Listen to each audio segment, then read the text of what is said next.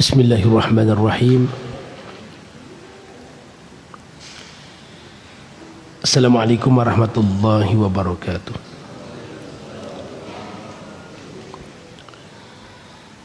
Alhamdulillahirabbil alamin. Wa bihi nasta'inu ala umuri dunya waddin.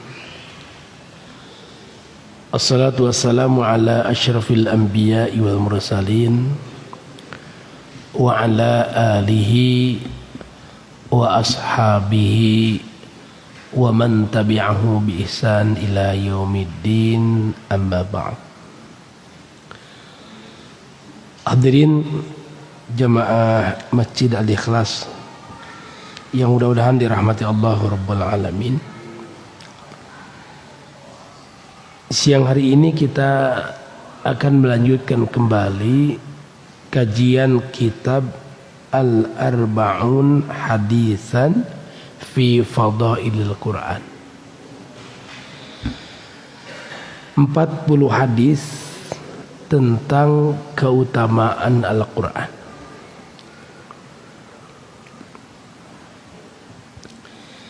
Kita memasuki hadis nomor 18. Hadis ini diriwayatkan oleh Imam At-Tirmidzi dengan Imam An-Nasa'i. An Abi Hurairah radhiyallahu an, dari Abu Hurairah, semoga Allah Subhanahu wa taala meridainya, qala, ia berkata, ba'atha Rasulullah sallallahu alaihi wasallam ba'than. Suatu ketika Rasulullah sallallahu alaihi wasallam mengutus beberapa orang yang banyak jumlahnya.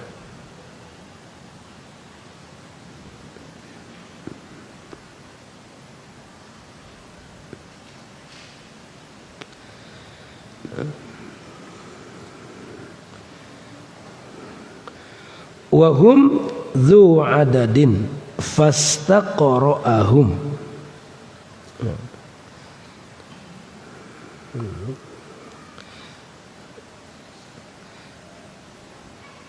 Rasulullah sallallahu alaihi wasallam mengutus beberapa orang yang banyak jumlahnya, lalu beliau menunjuk imam untuk mereka. Fastaqra'a kulla rajulin minhum ma ma'ahu minal Qur'an.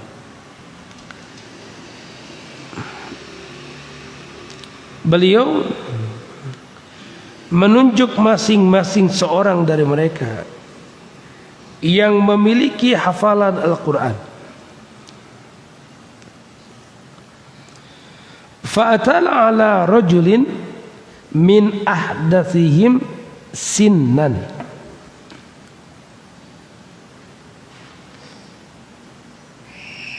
Lalu beliau mendatangi seorang laki-laki yang masih belia umurnya.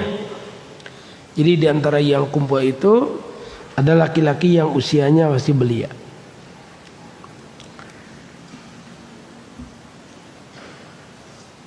Lalu Rasulullah sallallahu alaihi wasallam bertanya,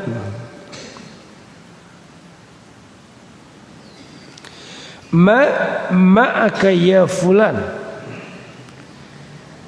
Berapa yang kamu hafal wahai fulan? Qala, orang ini berkata, ma'i kadza wa kadza wa suratul Baqarah. Kami hafal ini. Dan saya pun hafal surat Al-Baqarah.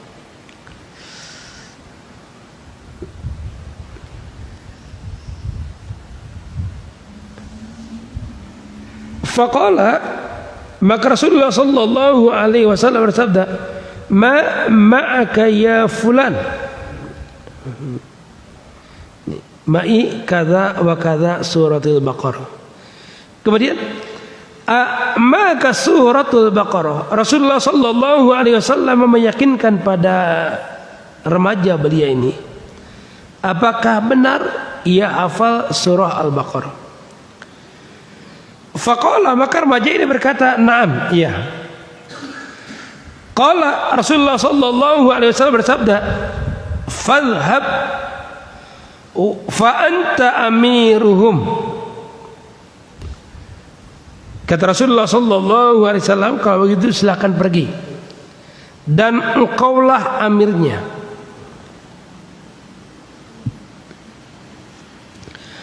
Faqala rajulun min asyrafihim,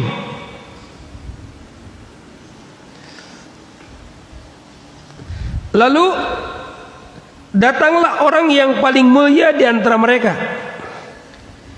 Ia pun berkata, "Wallahi ya Rasulullah, ma mana'ani an ata'allama surah Al-Baqarah illa khasyatan ala biqam ala aqumu biha." Ada orang yang mulia di antara mereka yang datang pada Rasulullah sallallahu alaihi wasallam. Kemudian ia berkata, "Demi Allah wahai Rasulullah, tidak ada yang menghalangiku untuk mempelajari surat Al-Baqarah kecuali karena aku takut tidak mengamalkannya." Nah, jadi ada sahabat yang dia tidak menghafal surat Al-Baqarah karena dia khawatir tidak bisa mengamalkan surah ini.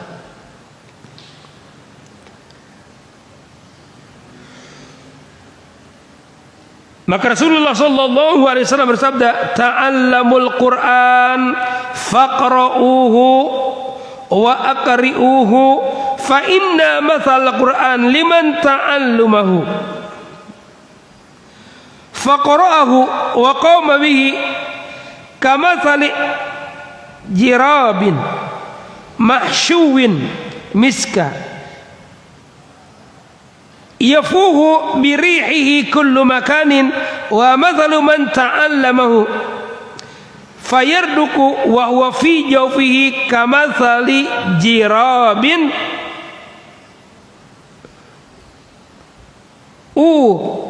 a'la miskihi. Kata Rasulullah sallallahu alaihi wasallam, pelajarilah Al-Qur'an, bacalah dan ajarkanlah, karena perumpamaan Al-Quran bagi yang mempelajarinya lalu membacanya dan mengamalkannya seperti botol berisi penuh minyak miski yang semerbak harumnya, semerbak aromanya ke segala tempat.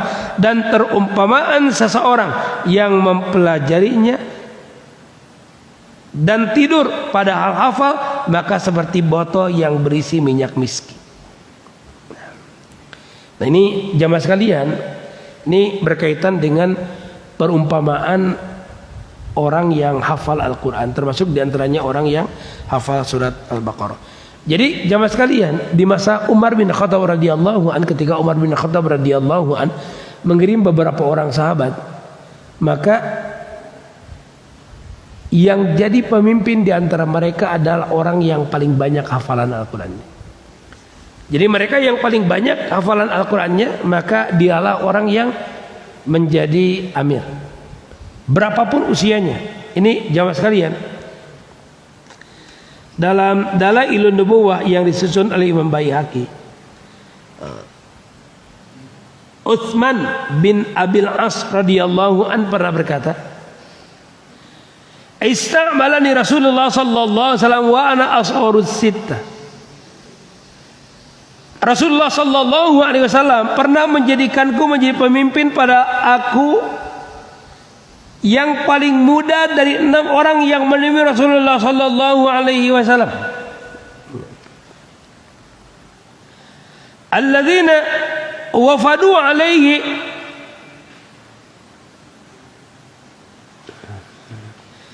min Thaqifin wa dzalika anni kuntu qara'tu surat Al-Baqarah. Jadi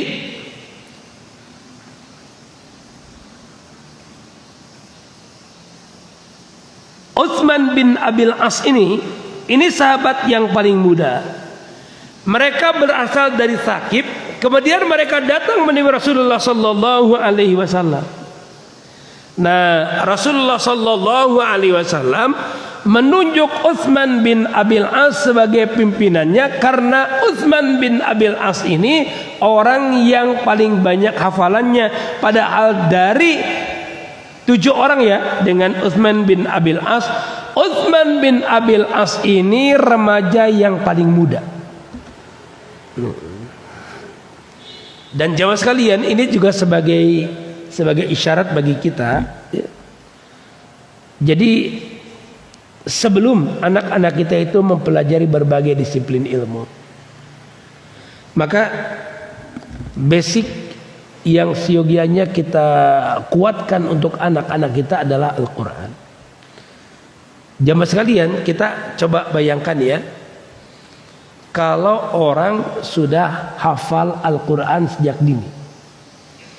Jadi ketika dia masuk SD, ketika dia masuk SMP, atau ketika dia ya masuk SMA, masuk perguruan tinggi, maksudnya ketika dia masuk sekolah-sekolah Islam itu sudah running ya mas. Di perguruan tinggi ketika dia mempelajari tafsir, ketika dia mempelajari hadis itu sudah running. Mengapa? Ayat-ayatnya sudah dia hafal. Nah, maka lakukan itu sejak dini ya, lakukan itu sejak dini. Jamaah sekalian, makanya mengapa yang menjamur itu rumah-rumah tahfidz ya, bukan pondok tahfidz. Kalau pondok kan biasanya mungkin ini dari sisi uruf ya, itu biasanya ukurannya lebih besar ya. Kalau pondok kan ukurannya lebih besar, fasilitasnya juga lebih luks, kemudian juga ada proses perizinannya juga. Tapi kalau rumah tahfidz kan ya ada rumah gitu ya, santrinya juga sedikit, itu bisa langsung dimanfaatkan ya. Agar ya dari zuriyah kita, dari anak keturunan kita atau ada anak-anak yang hafal Al-Quran. Karena Rasulullah Sallallahu Alaihi Wasallam dulu itu kalau memberi amanah jabatan sebagai panglima atau apapun, pemimpin safar, termasuk juga penghormatan ketika meninggal, maka yang didahulukan adalah orang-orang yang hafal Al-Quran.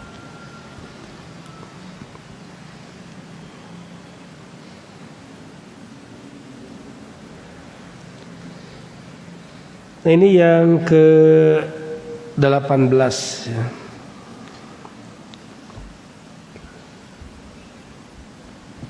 Yang ke-19, hadis ini diriwayatkan oleh Bukhari, Tirmizi, An-Nasai, Abu Dawud, Ibnu Majah, Al-Malik dan Ad-Darimi. Kalau sekarang ini jamaah sekalian dengan teknologi hari ini ya, ini kita memudahkan untuk ya ngecek keberadaan hadis. Kalau dulu kan dibuka satu-satu jamaah sekalian ya, dibuka satu-satu. Kalau sekarang enggak. Sekarang itu tinggal di ini. Dulu ada satu ya perusahaan lah yang memproduk ini, yang Lidwa itu ya, 9 kitab hadis. Jadi mudah kita ngecek. Makanya kalau ada di antara anak-anak kita yang memang mereka ya orang multimedia gitu ya, orang yang menguasai teknologi, maka curahkan untuk melahirkan produk-produk seperti ini. Karena ini kan menjadi sedekah jariah ya. Nah, jadi bentuk sedekah jariah hari ini itu modelnya bisa ya belum tentu hanya, maksudnya tidak hanya sekedar masjid, madrasah. Tapi yang software kayak gini juga kan menjadi memudahkan jemaah sekali. Ya. Kalau misalnya nyari hadis ini adanya di kitab atau kitab Al-Qamah, kitab Bangga, masuk semua. Kayak di maktabah ya, maktabah Syamil. Tapi maktabah Syamilah itu masalahnya ditulis dalam bahasa Arab. Jadi semuanya masih asli dalam bahasa Arab. Makanya antarkan anak-anak kita itu biar jago bahasa Arabnya. Ya, baca gundulnya jago, kemudian berkomunikasi dalam bahasa Arabnya pun jago. Ya nggak apa-apa, nggak ada abdi mah teu sanes pi ustadeun barangkali abdi mah nya teu naon profesi apapun kan. Tapi kalau punya ini kan banyak manfaat. Baik. Berikutnya An Sahal bin Sa'id radhiyallahu an. Qala, dari Sahal bin Sa'ad, semoga Allah Subhanahu wa taala meridainya, dia berkata, Atatin Nabiyya sallallahu alaihi wasallam. Atatin Nabiyya. Atatin Nabiyya sallallahu alaihi wasallam imra'atun. Ada seorang wanita mendatangi Nabi Muhammad sallallahu alaihi wasallam. Faqalat, selalu ia berkata,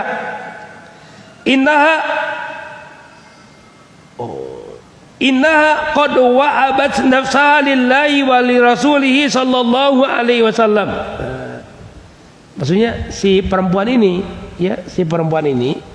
itu datang menemui Rasulullah sallallahu alaihi wasallam bermaksud untuk menghibahkan dirinya kepada Allah dan Rasulnya.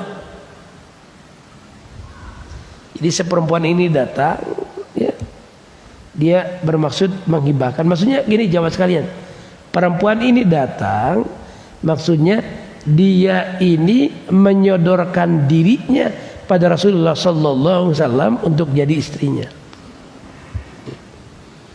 Kalau jamaah sekalian dapat tawaran kayak gitu gimana kira-kira?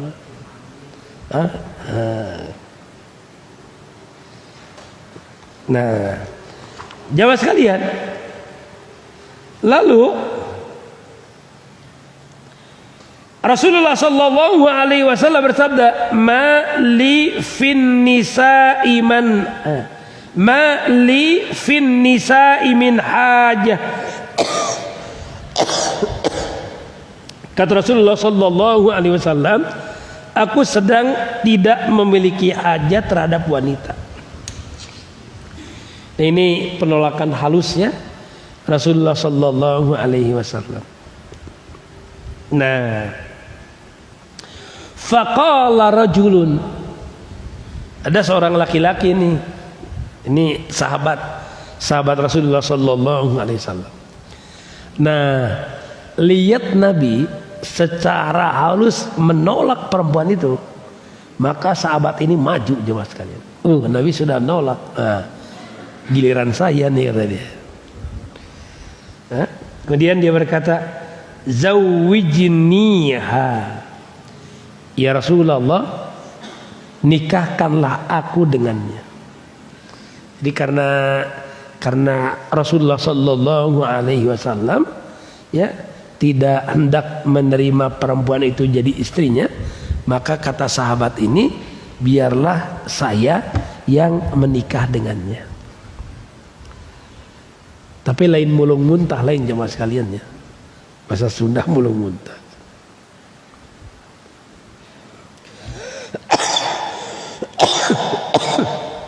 Nah, jemaah sekalian, lalu Rasulullah sallallahu alaihi wasallam bersabda, "A'tiha thawban." Berikanlah ia thawban, baju. Maksudnya baju itu sebagai mahar. Laki-laki ini berkata, "La ajidu." Aku tidak punya ya Rasulullah. Qala, Rasulullah sallallahu alaihi wasallam bersabda, "Atiha walau khataman min hadidin." Berikanlah mahar meskipun hanya dengan cincin besi. Cincin besi itu naon, Pak? Skrup naon, Pak?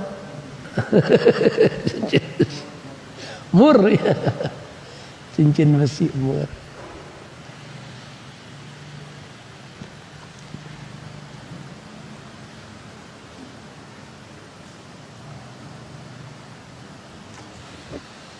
Fa'tallalahu, laki-laki ini pun tidak mendapatinya. Faqala, maka Rasulullah sallallahu alaihi wasallam bersabda, ma'aka minal Qur'an. Kata Nabi, apakah engkau memiliki hafalan Al-Quran. Maka laki-laki ini berkata kaza wa kaza. Oh ya, saya hafal anu. Maka kata Nabi, faqad zawwajtukuma bima ma'aka minal Quran. Aku nikahkan engkau dengannya dengan apa yang bersamamu dari Al-Quran ini. Nah, jamaah sekalian, di kalangan para ulama ini terjadi perbedaan pendapat. Ini yang dimaksud apa ini? Ungkapan Rasulullah sallallahu alaihi wasallam, ma'aka minal Quran, ya. Bima ma'aka minal Quran ini maksudnya apa ini? Apakah orang ini memberi mahar dengan hafalannya? Jadi naon maharna teh? Hafalan surat naon? Trikul misalnya ya. Dia baca qul huwallahu ahad sampai selesai, qul a'udzu birabbil falaq sampai selesai, qul a'udzu birabbin nas sampai selesai. Apakah seperti itu maksudnya? Ya? Atau dengan apa? Nah, jamaah sekalian, mari kita cermati apa yang disampaikan oleh Iyad, Fudail bin Iyad. Beliau berkata, "Yahtamilu qawluhu bima ma'aka minal Qur'an wajhaini." Al-Qadhi bin Iyad mengatakan bahwa sabda Rasulullah sallallahu alaihi wasallam bima ma'aka minal Qur'an ini terdapat dua tafsiran.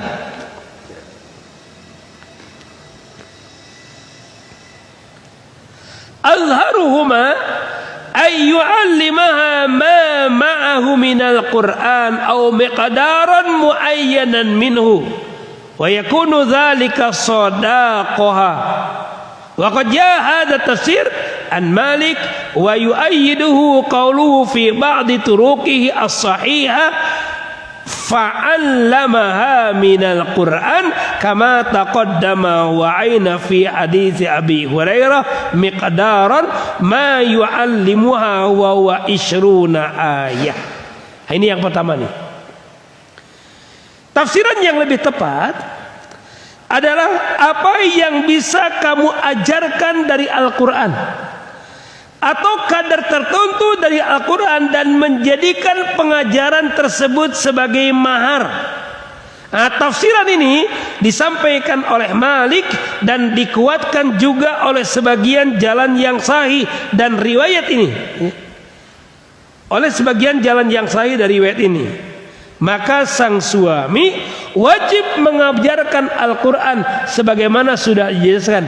Dan dalam hadis Abu Hurairah disebutkan secara spesifik kadar ayat yang diajarkan adalah 20 ayat. Nah, ini tafsiran yang pertama, ya. Jadi jamaah sekalian, inilah sesungguhnya yang banyak disampaikan oleh para ulama. Jadi maksudnya bukan mahar dengan hafalan Al-Quran. Ini hadis ini, Pak ya. Hadis ini bukan mahar dengan hafalan Al-Quran, tapi mahar dengan jasa. Gitu. Ini kan jasa, Pak ya. Nah, maharnya itu dalam bentuk jasa. Jasanya apa? Mengajarkan Al-Quran pada istrinya. Mengajarkan Al-Quran pada istrinya.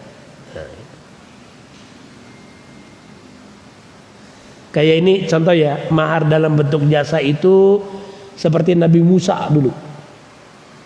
Nabi Musa itu kan ketika oleh Nabi Syuaib ya, oleh Nabi Syuaib itu akan dinikahkan pada salah seorang putrinya, itu kan maharnya kerja. Ya, maharnya itu bekerja di kebun punyanya Nabi Syuaib. Nah, jadi mahar itu bisa juga dalam bentuk jasa. Ya. Kan substansinya jamaah sekalian ada manfaat kan yang didapat oleh si istri. Kalau orang misalnya ngasih perhiasan gitu ya, atau ngasih apa, ya uang misalnya, kan ada manfaat yang didapat. Nah, kalau ini Kalau ini tidak dalam bentuk materi, tapi dalam bentuk jasa. Tapi kan manfaatnya tetap dirasakan.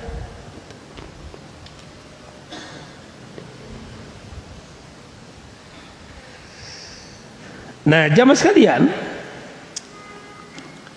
kemudian wa yahtamilu ayyakuna al-ba'u bima'na al-lam ay li ajali ma ma'aka minal Qur'an fa akramahu bi an zawwajahu al-mar'a bila mahrin li ajali kaunihi hafidhan lil Qur'an aw li ya'dihi aw li ba'dihi.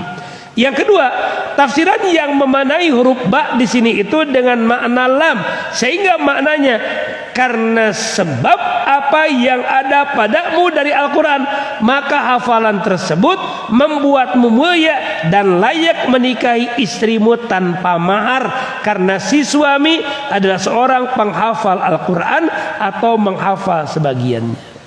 Oh, ada juga yang menafsirkan gitu, ya, ada juga yang menafsirkan itu.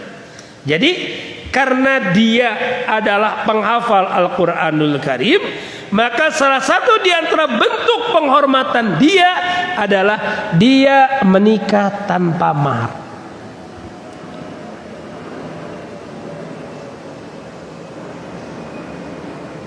Nah, tapi itu yang berpendapat seperti itu sebagian kecil, ya. Mayoritas yang menyampaikan pendapat di pendapat yang pertama.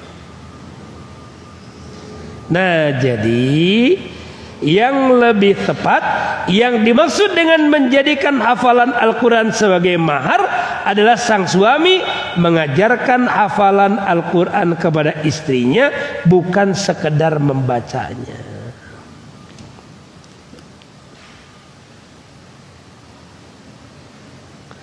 Nah, jamaah sekalian, sehingga Ibnu Battal, nah ini jamaah sekalian, ini yang menurut saya juga kurang populer, ya. Ini yang masyhur di tengah masyarakat, ya. Ketika baca hadis ini, yang masyhur adalah hafalan, Pak. Bahkan jamaah sekalian, tidak sedikit, Pak, orang-orang yang menikah, ya, selain dari mahar dalam bentuk materi, juga ia membacakan, ya, satu surah, ya, pada istrinya. Ya, entah itu diniatkan sebagai mahar atau hadiah atau apa. Hanya jamaah sekalian, yang jelas ternyata para ulama itu memandang hadis itu bukan mahar dengan hafalan, tapi mengajarkan Al-Quran. Oh, ini luar biasa jamaah sekalian, ya. Ini jadi terobosan baru ini, Pak. Maksud terobosan baru itu gini. Jadi bagi yang hafal Quran, ya, bagi yang hafal Quran, hafalannya itu bisa dijadikan sebagai mahar, dalam arti dia siap mengajarkan pada istrinya. Jadi apa maharnya? Maharnya jasa. Saya akan mengajarkan istri saya, ya. Apalagi kalau ditambah, istri saya boleh tidak menunaikan kewajiban sebelum dia bisa baca Quran. Nah, gitu. Riweuh lamun gitu banyak. Nah, jamaah sekalian, Ibnu Battal menegaskan gini, yadullu annahu yajuju ayyakuna ta'limul Qur'an wa suratun minhu mahar lianna ta'limal Qur'an yasihhu akhadha al-ujra alaihi fajaza ayyakuna sadaqat. Hadis tersebut menunjukkan bolehnya mengajarkan Al-Quran dan surat-suratnya sebagai mahar, karena mengajarkan Al-Quran itu boleh diambil upah darinya, maka boleh pula dijadikan mahar. Sebelumnya pernah dijelaskan, ya, tentang kebolehan mengambil upah dari mengajarkan Al-Quranul Karim di hadis sebelumnya, ya. Di hadis sebelumnya pernah dijelaskan tentang kebolehan untuk mengambil upah dari Al-Quran. Nah, hadis nomor berapa? Nomor 2, ya. Hadis nomor, sebentar.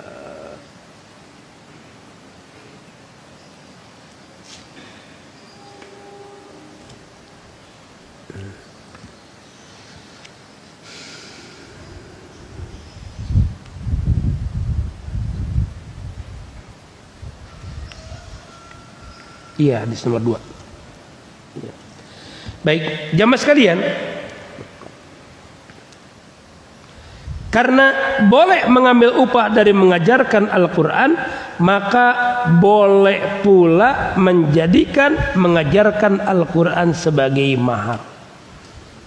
Jadi contohnya misalnya kayak gini. Baik, maharnya adalah saya akan mengajarkan istri saya menghafal surat An-Naba misalnya. Ya, ajarkan surat An-Naba sampai selesai.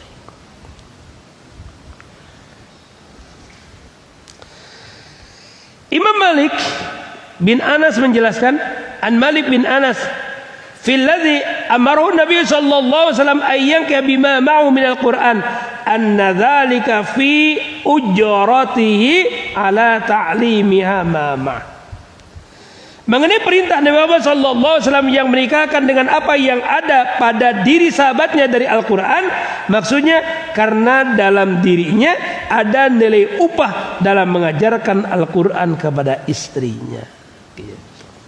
Jadi ini mirip dengan apa yang terjadi pada Nabi Musa alaihissalam yang menjadikan bekerjanya pada kebunnya Nabi Syuaib itu sebagai maharnya.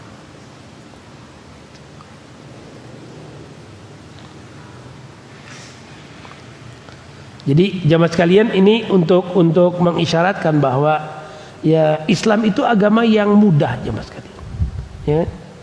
Ini jamaah sekalian, kalau kita lihat adat ya, adat-adat di berbagai daerah itu, ya. Itu ada yang jujuran, ya. Jujuran. Jadi jujuran itu di luar mahar, ya, di luar mahar jujuran. Jujuran itu pemberian yang disampaikan oleh si laki-laki pada calon mertuanya. Itu di luar biaya ini, di luar biaya hajatan jawabnya, di luar biaya resepsi gitu. Kayak di Timur Tengah katanya istri itu mahal-mahal. Teman saya cerita ya, di Mesir itu perempuan mahal-mahal. Itu maharnya bisa 1 miliar satu perempuan itu. Kalau di sini kan murah meriah aja mas kalian ya. Seperangkat alat sholat.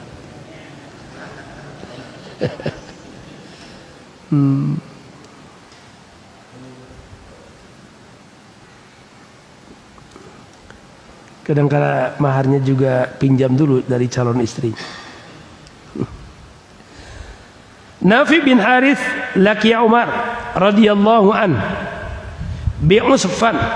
Wa kana Umar yasta'miluhu ala Makkah. Faqala man ista'malta ala ahli al-wadi? Faqala ibna Abza. Qala wa man ibnu Abza? Qala maula min mawalina. Qala fastakhlafta alaihim maula? Qala innahu qari li kitabillahi azza wa jalla wa innahu alimun bil faraid. Qala Umar ama inna nabiyyakum sallallahu alaihi wasallam qad qala inna Allah yarfa'u bihadzal kitab aqwaman wa yad'u bihi akharin. Nafi bin Abdul Harith bertemu dengan Umar bin Khattab radhiyallahu an di Asfan. Nama daerah ya Asfan ya. Umar telah mengangkatnya menjadi amir atas Mekah. Jadi Nafi bin Abdul Harith itu kalau bahasa kita gubernur lah, ya, jadi gubernur Mekah. Nah. Lalu dia berkata, Umar nanya, siapa yang kamu angkat untuk menjadi pemimpin bagi penduduk Wadi? Jadi Mekah itu kan punya beberapa ini nih, punya beberapa daerah lagi. Nah, ada di antaranya Wadi. Nah, kemudian ini untuk penduduk Wadi nih. Ini siapa yang jadi amirnya? Kemudian kata dia Ibnu Abza. Nah, Umar nggak tahu ini Ibnu Abza ini siapa, ini asing ya. Kemudian Umar nanya nih, ya, siapakah Ibnu Abza itu? Kemudian dia menjawab, Ibnu Abza itu adalah salah seorang dari budak-budak kami. Oh, kata Umar kan heran, ini kok namanya maula ya, kalau mantan budak itu kan namanya maula. Nah, ini kok ada maula bisa jadi pemimpin penduduk wadi. Mungkin kalau sekarang kayak wali kota lah, ya Pak, kayak wali kota. Ini kan di bawah gubernur kan wali kota ya. Jadi ada orang jadi wali kota tapi mantan budak. Oh, ini kan aneh ini Pak. Ini kok bisa gitu? Nah, kemudian kata Umar nih, kamu menjadikannya pemimpin atas mereka. Ternyata nih yang membuat Nafi bin Abdul Harits ini mengangkat Ibnu Abza ini ya jadi pemimpin penduduk wadi karena dia seorang qari. Ya, seorang qari. Ya, dia adalah orang yang ahli, ya, orang yang mahir dalam membaca Al-Qur'anul Karim, ya. Orang yang hafal Al-Qur'anul Karim dan dia adalah pandai faraid. Jadi kalau dalam bidang waris. Nah, jamaah sekalian, ini dari qiraat sab'ah ya, dari qiraat sab'ah itu salah satu di antara qori namanya Nafi. Nafi ini jamaah sekalian itu gurunya Imam Syafi'i. Jadi salah satu di antara gurunya Imam Syafi'i itu Imam Nafi. Imam Nafi itu mantan budak jamaah sekalian. Oh, Umar itu Pak ketika dengar itu dia langsung teringat sabda Rasulullah sallallahu alaihi wasallam, innallaha yarfa'u bihadzal kitab aqwaman wa yad'u bihi akhari. Bener ya, dulu Nabi itu bersabda, sesungguhnya Allah akan mengangkat sebagian kaum dengan Al-Quran ini dan Allah akan menjatuhkan atau merendahkan sebagian kaum dengan Al-Quran ini. Kita ambil contoh ini kalau fakta di kita Pak ya. Dulu ada anak kecil namanya Musa, tahu ya Mas sekali ya? Booming itu ya, booming. Ya, jadi dari peserta